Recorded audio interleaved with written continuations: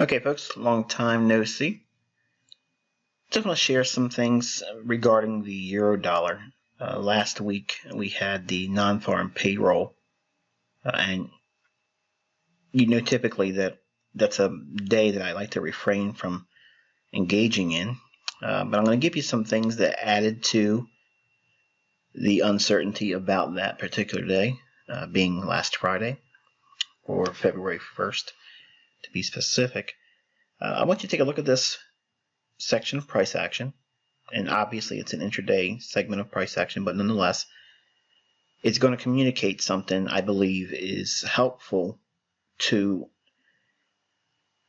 those that have ever entered a trade that failed to move in their favor, or failed to move out of a specific range. This is what is referred to as trapped order flow, so that way we can take a look at it in greater detail. But I want you to take a look at what's shown here and try to determine what makes this segment of price action difficult to move higher or lower, at least for the scope of last Friday. Understanding what may lead to dynamic price action. One of the things you want to be able to identify is when the market is less likely to move. You understand from my concepts that we teach how to determine where the market is being drawn to. So that's the draw and liquidity. If you arrive at that and you're correct, you'll find that you have very little resistance in terms of finding profitability in your setup. But when we have things in price action that lead to adversities, or what we refer to as high resistance liquidity runs, a low resistance liquidity run is something that would be seen as a very low resistant, high energy price move that runs an old high or runs an old low. A very easy, smooth price action. A high resistance liquidity run would be one that will be seen with a great deal of adversity. In other words, from a classical technical analysis analogy, a lot of resistance in a bullish condition and a lot of support in a bearish condition. What frames this trapped order flow in here on Friday is directly related to two price points. This one here and this one here. Both of these two reference points here have smaller fractal patterns within those larger patterns that also present additional features that would act as a trapping mechanism, in the sense that it was difficult rather, for price to move out of that range on Friday. So I'm going to add a little bit of detail here, and I'll give you some more insights as we go. Okay, so we have this price swing here is the larger bullish ICT breaker. Now, without getting all tied up with the lingo, all we're going to do is refer to this low here. We'll be residing below that sell side liquidity. Could be in the form of sell stops to go short or sell stops on assumed long positions. Price drops down, clears these stops out right here. Then price rallies away. Once this high is taken out, if price trades back down to that last up close candle, this is a buying opportunity. Generally, if the market condition is bullish. Offered support in here, went a little bit lower into this ICT bullish breaker. Again, a low, high in between, a lower low. Sell side liquidity ran out here. So inside this larger breaker, there's a smaller breaker. Same pattern, just on a smaller scale. Once price runs through that, it makes a high, comes back, makes a short-term low, rallies through this old high, and then trades back down below this low. That makes this a bearish ICT breaker. So now price trades up into that on Friday and has difficulty getting through it. We traded back down into this old high, just like we saw response off of this one here. We saw this rally off of this high.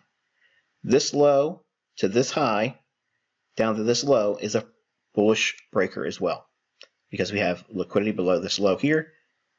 Price trades down to it and then runs through the highest up close candle. That's your breaker. Price hits it here. So we're seeing a back and forth tug of war for order flow back and forth in between those two price points. Now, if we add that to the economic calendar, which obviously last Friday was non-farm payroll, if we look at a 5-minute chart, here's the price action on non-farm payroll Friday. Price meandering around until non-farm payroll release. The release comes out, it drops down aggressively, then rallies back through, drops back down inside the original consolidation, then sells off again, but hits a bullish breaker. So we have the market wanting to find a direction, but it can't find its way out of a defined range. When you see this coupled with the economic calendar for things like FOMC related events, high impact speakers, or non-farm payroll, this is what you could reasonably expect to see. If we have the price action back to a 15-minute time frame, you can see the difficulty with price finding a direction in here. It could be very problematic for someone that wants to follow, for instance, the optimal trade entry long. One could be a buyer here, and yes, it made a higher high, but if you don't take partial profits, you're not going to see a profit. The market finds its way all the way back down into the original point of the buy.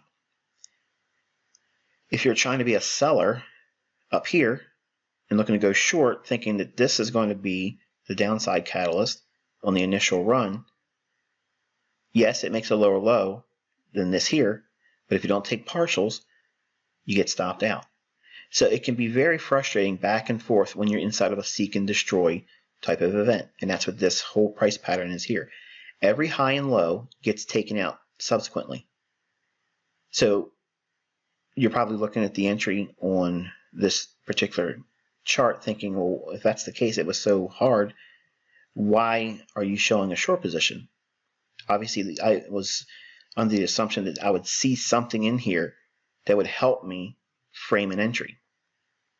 Let's go back down into a 5-minute chart. Inside of this run up, okay, inside this up close candle, we like to look at the midpoint of that. If we breach it, like we do here, this candle runs a higher high, and then we start to see it break down, we traded down below the midpoint of this up close candle when it started to drop down. I don't like to see that if we take a higher high. So this to me sets up a scenario where we could be a seller. You can go short on that. If you look at the time of entry, 1634, this candle right here, 1635. That's the candle I did it in. This little movement back up above the midpoint of this up close candle, I was trying to get in as close as I possibly can to this mean threshold. My expectation is that we ran stops above this high, and even if this stays in the defined range that it is here, if I can get below this low here, I can take first profit and then move my stop to a lower level, and I don't care at that point getting stopped out. But if I'm right about this being an important high and we've done all the dirty work on the upside and we roll lower, if I have a full 100 pips in terms of a drop, it may not do this until later in the week, if at all. It doesn't have to do it. I could be wrong. But I'm looking at the premise that we had difficulty on Friday, just like we saw on the British pound. British pound had that same scenario on Thursday. Seek and destroy, higher low, higher low, higher low, higher low. it's very frustrating when you're caught in this type of environment, because you could be buying, it runs up a little bit and then comes back, stops you out, and then you're thinking, okay, well, I'm going to sell short that now, and then you put a short in, it runs up and takes a short-term high, you put your stop above, back and forth. It's very, very frustrating. The sooner you find that you're in that situation, the better off you are, and you want to move to the sidelines. Or if you do see a run on the extended range, like up here, I was entering not above the old high because I just didn't see it at the time. But ideally, you want to be a seller above old highs and a buyer below old lows if you see this scenario. Or be out of the marketplace, because the closer you get to the middle with an entry, which is generally going to be with your, like an optimal trade entry, it's going to be painful. It's going to be painful. You're going to be stopped out. It's not going to move in your direction, and it's going to be very, very frustrating. So to me, my thought process was that we cleared this high with this run, and I wanted to get in as close as I could to the midpoint of that up close candle, because even if I do get stopped out after it moves down a little bit, the likelihood of it coming back to that midpoint is unlikely to occur because we've cleared a high. So in other words, they've done some work up here. We cleared some stops. And now the market should seek, again, should is not a definitive statement. It's not an absolute definition of what to expect. Okay, it's not going to be perfect. You're not going to know that. I don't always know that. I have very high probability and statistical edges that help me get to these assumptions, but that's what really all they are at the beginning. They're assumptions. And until you see me go on Twitter and prove it after the fact, then and only then was I right. But I'm not right yet. Even though that the trade has paper profit, I'm not right about the trade because it's still open. I didn't collapse anything. I didn't take any portion of it as a profit. So I want to see it trade below this low. Why? Because we've been in this trapped order flow, and once we got to a higher high, I want to be at that high or very close to it. And because it's the mean threshold, that's the reason why I was entering at that price point. Now, I'm not trying to be nailing the absolute high. I want to be as close as I can to that high. It can happen after me. In other words, it doesn't have to be expected before I get in, because the understanding is that we've already tried to run higher than this high with this high. We ran higher than this high with this high. We ran higher than this high with this one. So I'm up here. So if I get stopped out, that gives me a lot of insight as to what I believe may happen with the euro dollar. Because if we come back up and knock this position out, then I think ultimately euro dollar is going to go higher. Now, if it continuously goes lower, I know what I'm looking to do. I would like to take a portion off below this low. If it runs through that, I would like to take a portion off below that. Move my stop to a point of reasonable open, I guess, paper profit, and then hopefully see if I can get a 100 pip move out of it. And that's it. If I'm right in my assumptions about what has transpired in here, I'm viewing this as they had a high. Anyone short, they were knocked out. Anyone that sold short here, they were knocked out as well. And it broke down aggressively. And then anyone that was selling short up here was not, again, not allowed to be a participant in this move that's coming. So therefore, they knocked those individuals out. So I want to hold on to this position. Admittedly, if I were to tell you how I feel internally at the time of the entry, and also currently right now talking to you, I don't feel comfortable about the trade. Now, in my past history, every time I've had a trade that felt uncomfortable to hold, if I didn't like the way it felt while I was in it, they generally are the ones that pan out, because they're the ones that either exit too early and I take too much off at my first and second, third profit scaling, and then I wish back in hindsight that I wish I would have held on to it longer with a larger portion because of the feelings I have about the idea. We are still in a range. It has yet to break below this low, so we're still inside of a dealing range. What's the dealing range? Now it's this high and this low. We're on the low end of it. Now, we could have just as very easily traded below this low here, and it starts to tear off and goes higher and stops me out. and that's trading. That's the way it works. Sometimes you're just wrong. I have a rule-based idea that I'd like to be able to take something off below this low here. Now I could take off something right now, and essentially I would have 20 pips or so. But I only have 2.5 standard lots on in terms of leverage on an over $100 and some $1,000 demo account. So I don't have a lot to be concerned about, even if it stopped me out. And I don't have a lot to make as an illustration for this idea. But admittedly, because of the technicals that are here, and because we just moved out of just the high end of the range that defined on Friday's non-farm payroll price action, until we break out below this low, then I'd feel better about the likelihood of it reaching below here. But right now, it's still hammering around. It could come all the way back up to the top, near the top of this range, and everything I have in open profit for this setup would be eroded. So what was the point of this video? The point of the video is if you start seeing opposing conditions that would present both sides. Okay, this is obviously a nice ideal scenario to be a buyer at when classical support and resistance would work. If you just use this old high, yeah, classical support and resistance would be favorable here. In this area here, when we have a high, a low, a higher high, once the lower point or low in between those two highs is broken on the downside, draw that level as your resistance. Generally, it'll act as resistance and your classical support and SR levels will work. But if we have a range that's defined with this massive repricing, is what this is here, all of this buy side delivery, extremely overweighted on the buy side. The market does in fact rebalance right at this point here, and it spends a lot of time accumulating right off of this breaker. It runs up to its obvious level of order flow that would create a barrier or a wall. Now they tried several times to drive it up in there, one more time here, higher high, and it just couldn't find traction going up. But even though it didn't find traction going up, this retracement really wasn't all that energetic either.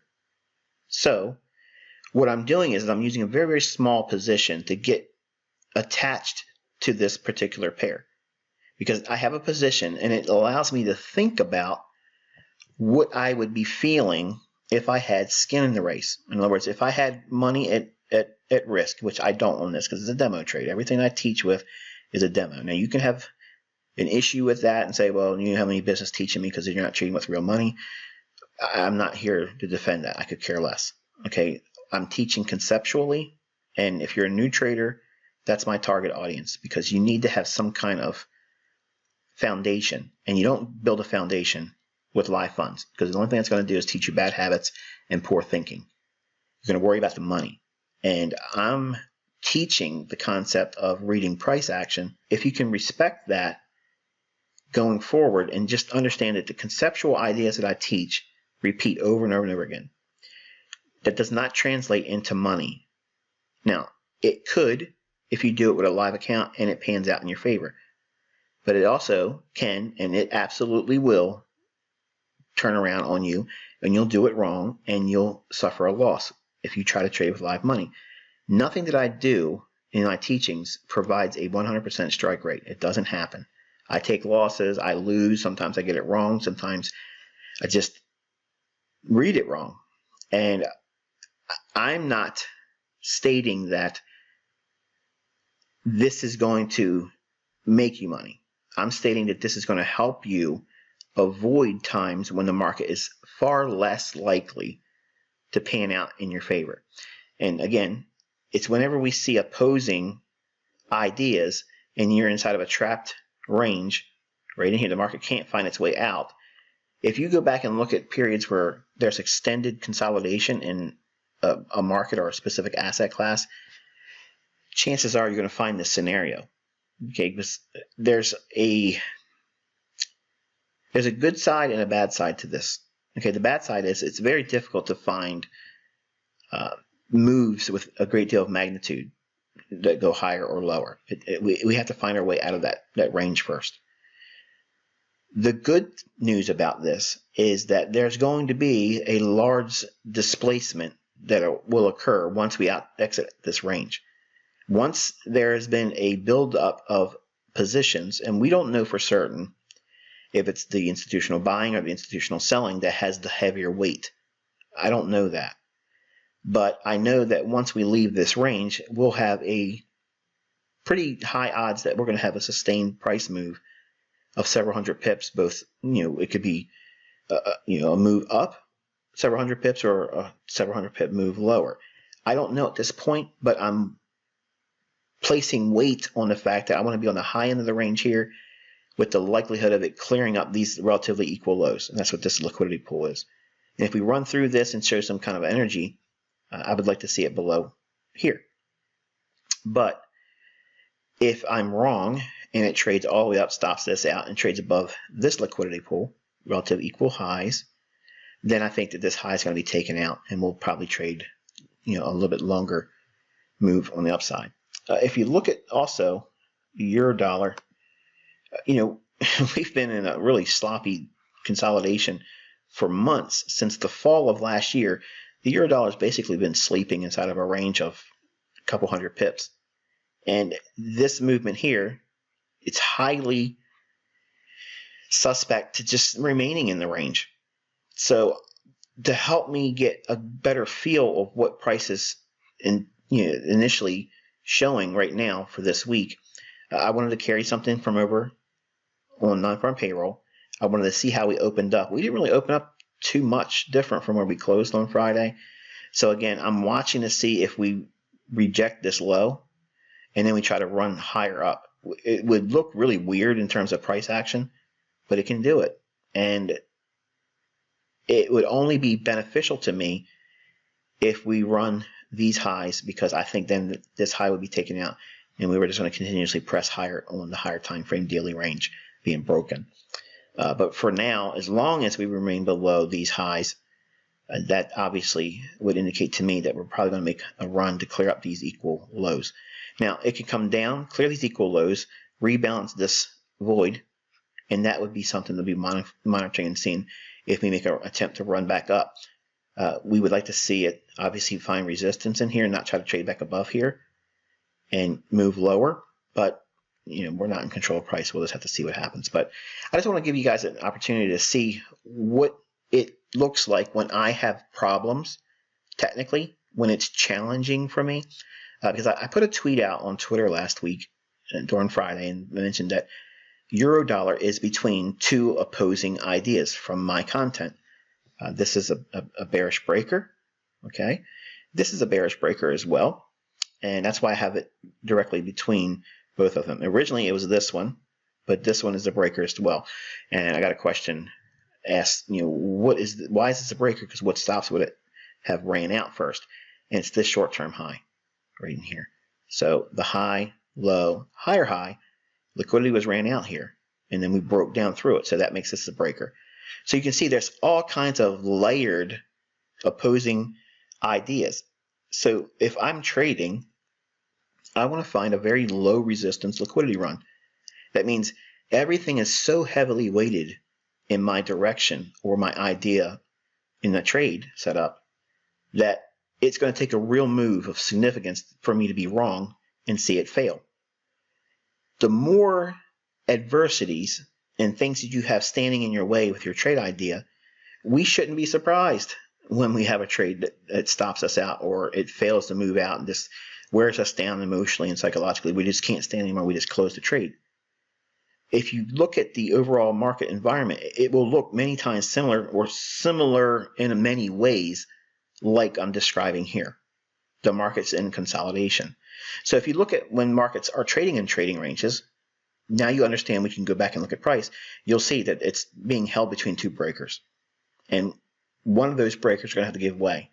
And then the market will have a much easier way to trade from high resistance liquidity runs, which is where we're at right now, and makes it very hard for markets to find sustainable moves, then transitioning from that to low resistance liquidity runs or very efficient symmetrical price movement.